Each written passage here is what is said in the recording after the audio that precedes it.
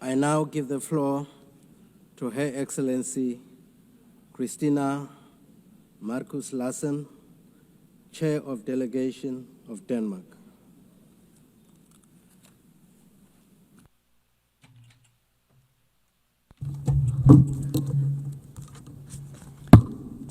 Thank you, Mr. President. Mr. President, distinguished delegates, friends, and colleagues. 80 years ago, representatives from around the globe came together to establish the United Nations. My country, Denmark, was part of that historic moment. But many other nations were not given that opportunity. In 1945, the world was still a world of empires, of colonies and dependent territories that were not free to choose their own political destiny. The establishment of the United Nations did not change that overnight. Yet, it set the world on a course toward a radically different order. An order based on the equal rights and self-determination of peoples and of nations, large and small, a rules-based international order. As this order grew into being, the world saw tremendous progress. More than 1 billion people were lifted out of poverty, standards of living and life expectancies rose, a network of economic, political, social, and cultural relations across the globe were formed. It even seemed that wars between states were becoming a thing of the past. In recent years, this path has been broken. Wars are back. Extreme poverty is on the rise. International law is under pressure. Does this mean that the United Nations has become irrelevant? Of course not. The conclusion is the opposite. The UN is as essential as ever. Without the UN, the world would be in a much worse state. But as the world is changing, so must the United Nations. Excellencies, last year we agreed on the Pact for the Future. We committed to updating global governance, doing away with historical injustices of the existing system, expanding the Security Council and reforming the international financial architecture, bringing about a system that delivers for all. This year, the Secretary General presented his UN-80 reform initiative. I thank the Secretary General for his bold act of leadership. I encourage and expect more concrete proposals on how to adapt the UN system to new realities, making hard choices. And I ask fellow member states to engage constructively in the process.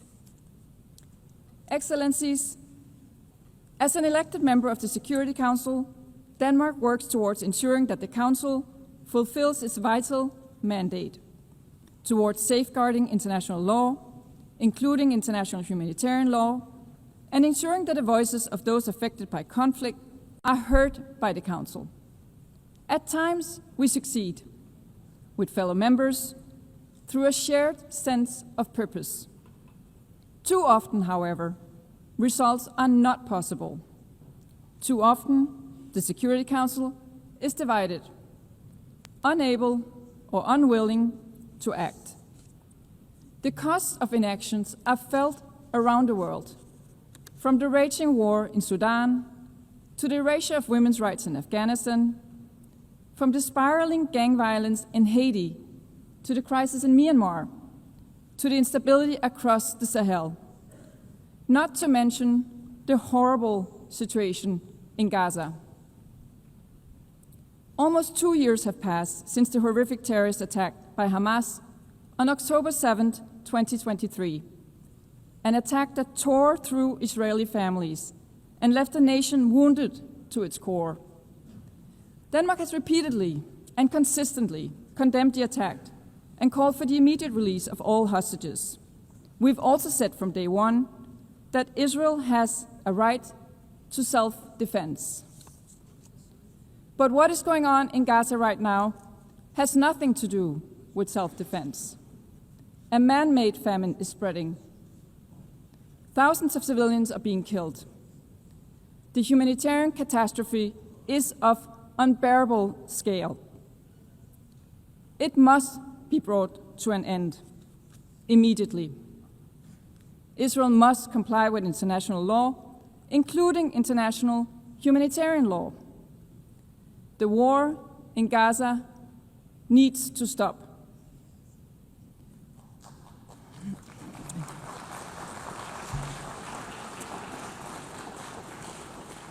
The two-state solution remains the only solution to a lasting peace for two peoples, both deserving of security, both deserving of dignity. The high-level conference on the two-state solution last Monday clearly demonstrated that the momentum is growing, that we are witnessing a renewed energy and enthusiasm for peace based on the two-state solution, a solution that Denmark is prepared to build on. The keys to recognition of a Palestinian state can no longer lie in the hands of the Israeli government. The Palestinians themselves must become masters of their own destiny. Excellencies, in Ukraine, Russia's horrific and illegal war of choice continues. A war that could end tomorrow if only Russia wanted to. If only Russia would withdraw to its own territory and refrain from trying to alter international borders by force. Russia's blatant violation of the UN Charter is felt most intensely in Ukraine and in Europe. Yet, its political and economic repercussions are felt across the world, from the disruption of supply chains to global inflation, costs that are borne primarily by developing countries, far away from the European battlefield of Russian creation. From the outset, Denmark has stood by Ukraine, politically, economically, militarily, and let there be no doubt, Denmark will continue to support Ukraine for as long as it takes. We must support Ukraine's military as it fights to protect its people, its territory, and its freedom. This is exactly what Denmark is doing through a range of initiatives. We call on others to step up and do the same. Because Ukraine is not just fighting for its own existence. It is fighting to defend the very principle that define the UN-based world order: territorial integrity, national sovereignty, and the right to political independence. Let us never forget that Russia is the aggressor. Russia's repeated violations of European airspace with aircrafts and drones underline Russia's insistence on staying on a path of war. So, colleagues, I ask you, are these the actions of a country generally committed to peace? Excellencies, our collective inability to halt the killings, suffering, and injustices in Gaza, Ukraine, Sudan, and beyond must not prompt us to submit to a world ruled by brute force. On the contrary, it must inspire us to work harder, to sustain the instruments and mechanisms we have built over the last 80 years. To Denmark, this includes maintaining our firm support for the International Court of Justice and the International Criminal Court as core international justice institutions. We do believe that this is paramount. It also includes maintaining our firm support for the Sustainable Development Goals. With only 5 years to 2030, we are still far from reaching those goals, and the financing gap is widening. For 45 years, Denmark has delivered on the UN target of 0.7% in official development assistance. We call on other fellow member states to join us, not as an act of altruism, but as a long-term investment in our shared future. Excellencies, in a world of competing crises, climate change and its impact remain real. Flooding, drought, heat waves, Again, the cost of inaction are felt across the world, and particularly in developing countries. The COP30 climate summit in Brazil would be a decisive moment. The benefits of the green transition are evident. Demand for clean technology is on the rise. In 2024, more than 90% of new power added to the world's grid came from renewable energy. Green transition is not only good for the planet, but also for investments, innovation, jobs, competitiveness, and resilience. So sometimes all good things really do go together. Excellencies, building on a livable planet for future generations is not just about nature or resources. It's about people. Defending human rights is as essential as today as it was in 1945. Perhaps ever more so, as the pressure is growing, especially on the rights of women and girls.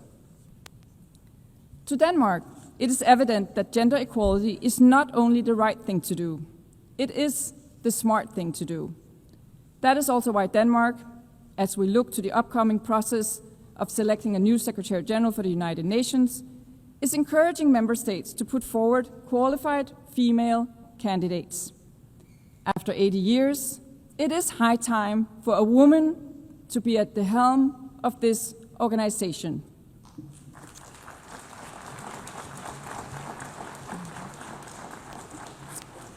Excellence, in closing, I would like to recall the wisdom of Nelson Mandela. It always seems impossible until it is done. When we compare the world of today to the world of 1945, the progress is evident. Empires have been dismantled. Millions have been lifted out of poverty. The equal rights of all human beings and of nations large and small have been recognized. In a world of rapid change and growing uncertainty, we must not lose sight of how far we have come, nor must we forget that it was by working together we got here. Let us rekindle the spirit of cooperation that led to the establishment of the United Nations 80 years ago. It always seems impossible until it is done. I thank you, Madam President.